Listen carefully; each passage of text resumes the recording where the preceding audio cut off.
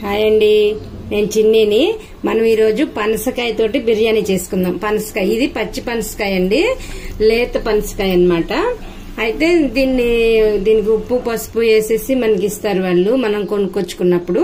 మనం దీన్ని ఏం చేయాలంటే ఒకసారి క్లీన్ చేసేసుకుని 2 సార్లు నీళ్లు పోసి కడిగేసుకుని ఉడకబెట్టుకోవాలి. కుక్కర్లో వేసేసుకుని, ఇదిగోండి కుక్కర్లో వేసేసుకుని నేను 4 విజిల్స్ రప్పించాను అనమాట. 4 విజిల్స్ వచ్చేదాకా ఉంచుకున్నా.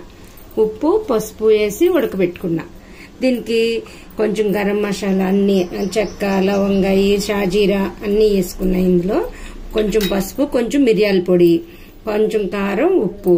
బాస్మతి బియ్యం ఒక 1/2 కేజీ తీసుకున్నా. ఇది 1/2 కేజీ ముక్కలు అన్నమాట. మళ్ళీ కర్రీ లాగా చేయాలి కదా మనం, అందుకని నేను 2 టమాటాలు, 2 ఉల్లిపాయలు, 4 పచ్చిమిరపకాయలు, కొంచెం కొత్తిమీర, కొంచెం పుదీనా తీసుకున్నాను అనమాట. కొంచెం పుదీనా తీసుకుని ఇది మనం కర్రీ ఎలా చేసుకోవాలో నేను చూపిస్తా మీకు. ఈ బియ్యంలో నీళ్లు పోసి పెట్టుకుంటాను ఇప్పుడు, సరేనా? మీకు చూడండి, ఇవన్నీ మనం మసాలా దినుసులన్నీ వేసుకోకుండా సగం ఇందులో వేసుకోవాలండి. కర్రీలో సగం వాటర్లో వేసుకుందాం. ఇప్పుడు సగం వేసుకున్నా నేను.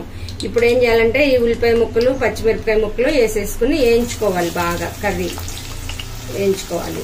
దీనికి నేను చెప్పడం మర్చిపోయాను, కొంచెం పెరుగు కూడా పెట్టుకోవాలండి. పెరుగు కూడా వేసుకోవాలి, నాది మిస్ అయింది. నేను పెరుగు కూడా వేసుకుంటా అండి.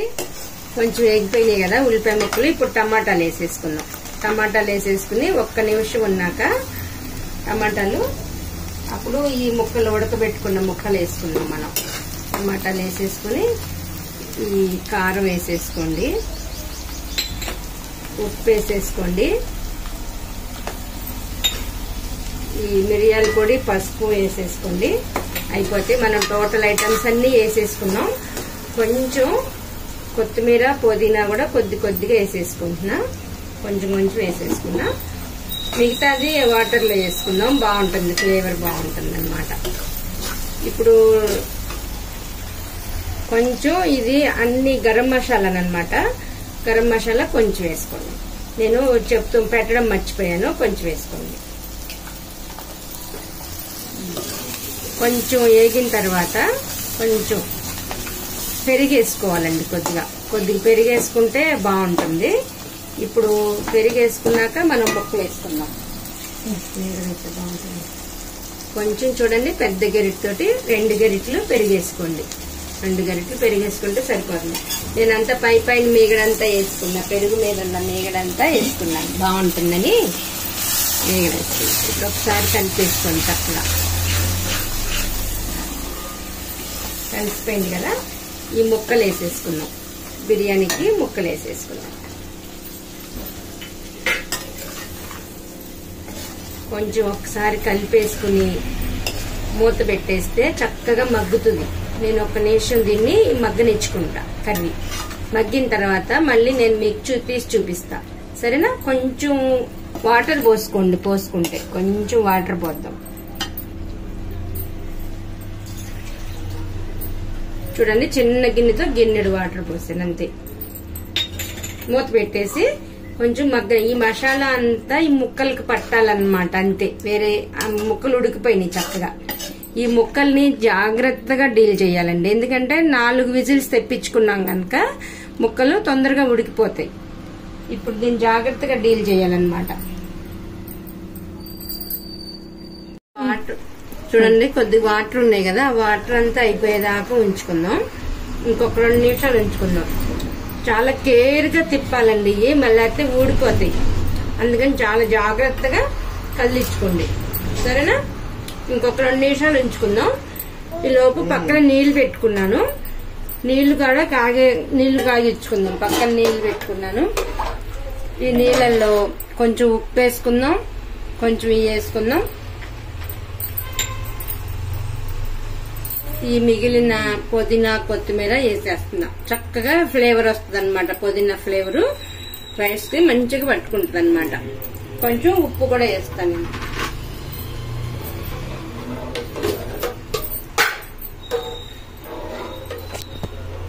కొంచెం ఉప్పు, అది పక్కన సిమ్ లో పెట్టుకుని ఉంచుకోండి స్టవ్.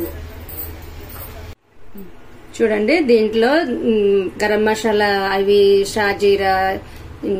షాజీరా యాలుక్కాయ లవంగాయ అవన్నీ వేసాను చెక్క వేసి పుదీనా కొత్తిమీర ఉప్పు వేసి మరిగించుకున్నాను అనమాట నీళ్లు బాగా మసులుతున్నాయి. ఇప్పుడు నేను బియ్యం కడిగి పెట్టుకున్నా, 1/2 kg బియ్యం కడిగి పెట్టుకున్నానండి. ఇవి కూడా ఇందులో వేసేస్తున్నా. కర్రీ చాలా వరకు ఆల్మోస్ట్ అయిపోయింది, 80% దాకా కుక్ అయిపోయిందండి. ఈ రైస్ ఉడకంగానే మనం దాంట్లో వేసేసుకుందాం. ఇక చూడండి కర్రీ అయిపోయింది, బియ్యం కూడా 70% కుక్ అయిపోయింది.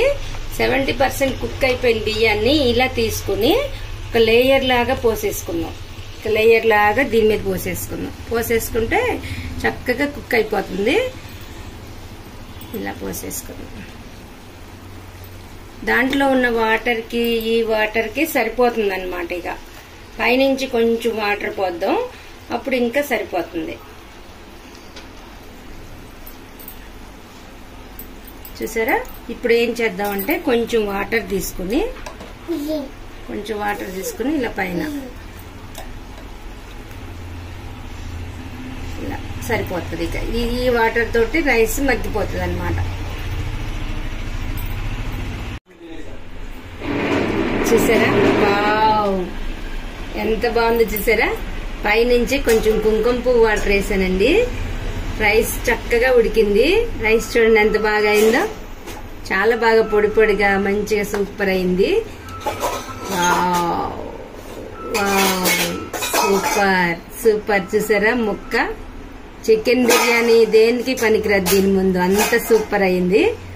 వావ్, చూసారా కింద నుంచి ముక్కలు ఎలా ఉన్నాయో? వావ్, చాలా సాఫ్ట్ గా ఉడికిందండి. ఇప్పుడు నేను ప్లేట్లోకి తీసి మీకు చూపిస్తాను.